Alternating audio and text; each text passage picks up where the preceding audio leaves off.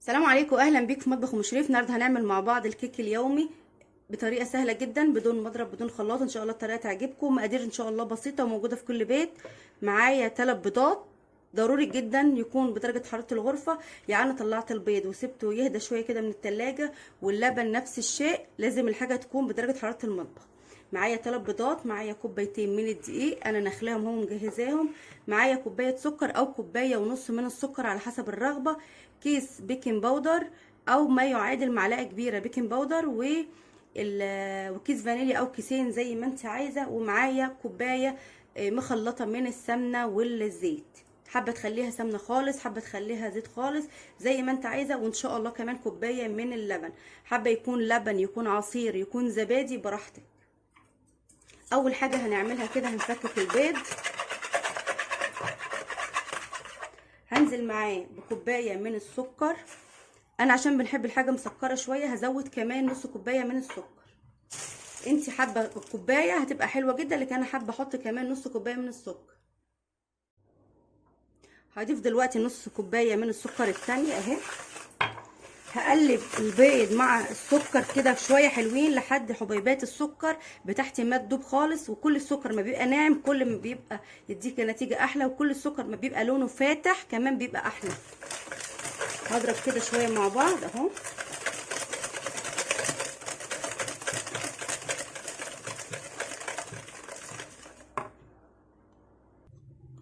دلوقتي انا ضربت كده دقيقه البيض بالسكر لحد ما حسيت ان هو ابتدى بصوا يرغي معايا كده. هنزل بكيس الفانيليا، حابين تحطوا بشر برتقال بشر ليمون اي حاجه انتوا حابينها مفيش اي مشكله اهو. هنزل كمان بكوبايه من الحليب او اللبن الرايب او الزبادي او العصير. على فكره انا ولعت الفرن دلوقتي لان الكيكه بتاعتي سهله مش هتاخد مني وقت. ما ينفعش اولع الفرن من قبلها بكتير، والفرن يكون سخن بزياده عن اللزوم، بحيث ان احنا ندخل الكيكه تقوم جايه مرتفعه معانا مره واحده وتقوم جايه هبطانه او تاخد لون من غير ما تستوي. فانا لسه يا دوبك مولعه الفرن دلوقتي اهو. هتاكد كويس قوي ان السكر بتاعي داب خلاص كده زي ما احنا شايفين. هنزل بكوبايه ديت زبده على زيت اهي. بسم الله. انا سيحتها بس كده على البوتاجاز اهي.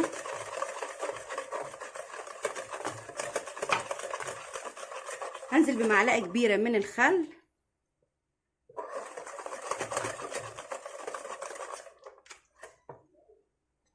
اهي.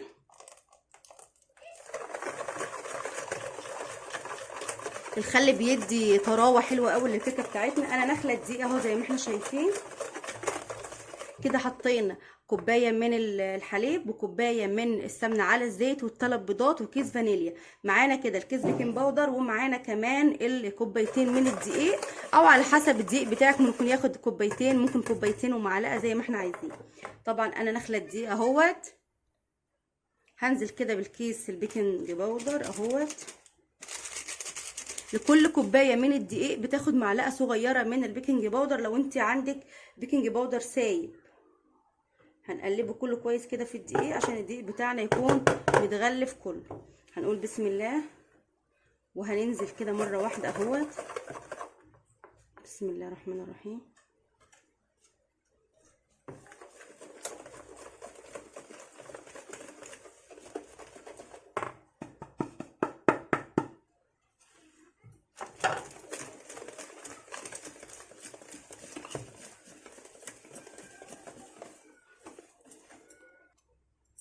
هنبتدي نقلب الكيكه بتاعتنا اهي.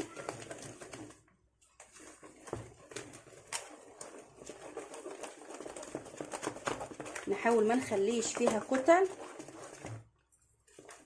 انا كنت جايبه معلقتين كمان من الدقيق احتياطي، وقلت لو العجينه بتاعتي احتاجت دقيق هضيف لها كمان معلقه او معلقتين دقيق. بس انا حاسه ان القوام بتاعي كده حلو مش محتاجه تاني دقيق، عشان كل ما بكتر الدقيق في الكيكه الكيكه بتاعتي بتطلع مكبوسه. كل ما الكيكه بتبقى خفيفه كل ما بتبقى هشه كده واسفنجيه. فشايفين القوام؟ شايفين اهي. اول ما بتلاقي الكيكه بتلف معاكي وبتعمل خطوط كده اهي، تعرفي ان هي خلاص مش محتاجه دقيق. فانا الشويه دول خلاص مش محتاجاهم. يعني بكتير خالص المقدار ده ياخد منك كوبايتين، كوبايتين وربع من الدقيق. هجهز الصينيه بتاعتي كده، الخليط بتاعي جاهز اهو. شايفين انا بقلب كله في اتجاه واحد اهوت. شايفين القوام؟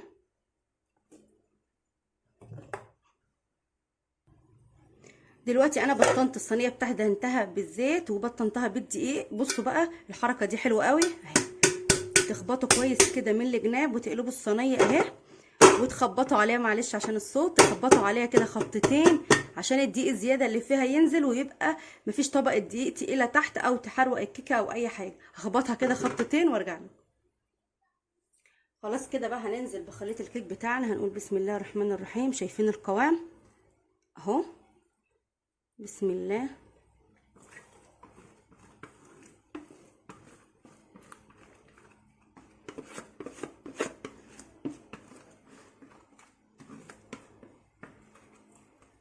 هنزل، اجيب معلقه كده وانزل كل الخليط اللي باقي كده. خلاص هنزل كل الخليط اللي معايا اهو.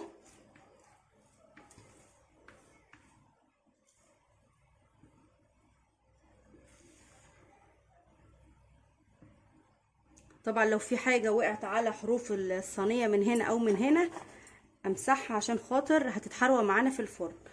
ههزها كده شويه اهي كده. انا هدخلها الفرن على درجه حراره 160 او 180. هتقعد حوالي من نص ساعه لساعه الا تلت او ساعه الا ربع على حسب فرنك. لو فرنك عالي اول تلت ساعه ما تعدي تبتدي تشوفيها ان شاء الله. هدخلها ونتابعها مع بعض. وادي الكيكه بتاعتنا طلعت من الفرن، ما خدتش وقت طويل. طبعا كل واحد على حسب الفرن بتاعه. شايفين ما شاء الله عليها مرتفعه وجميله قد ايه اهيت. شايفينها؟ طبعا اول ما طلعت من الفرن هي لسه سخنه زي ما احنا شايفين. دهنتها بس برشه كده من المربى بالفرشه، حاجه بسيطه، ورشت عليها شويه جوز هند عشان جوز الهند بيديها شكل حلو، في نفس الوقت بيديها طعم حلو كمان. شايفين ما شاء الله؟ شايفين الارتفاع من جوه قد ايه اهي. عايزه ابينها لكم اهيت. هنقول بسم الله الرحمن الرحيم ونقطع منها حته دلوقتي اهي. طبعا هي لسه سخنه. بسم الله اهو.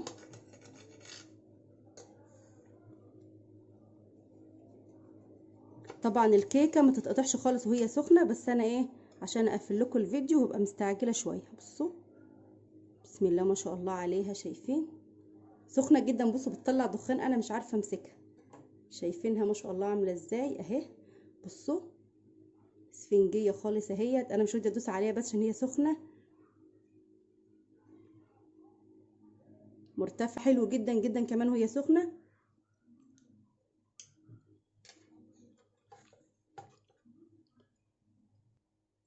اتمنى بقى انتوا تجربوها، واتمنى المقادير تكون عاجباكم، وان شاء الله هتبقى نتيجه حلوه جدا. زي ما احنا شايفين ارتفاع الكيكه بتاعتنا عامل ازاي. شايفينها؟ شايفين ما شاء الله عاليه جدا جدا وخفيفه وقطنيه خالص ازاي اهي. بصوا اهي. اتمنى انها تعجبكم. تدعموني بقى باللايك واكتبوا. بشكركم جدا، واقول لكم ان شاء الله في فيديو جديد. إن الله وملائكته يصلون على النبي يا أيها الذين آمنوا صلوا عليه وسلموا تسليما.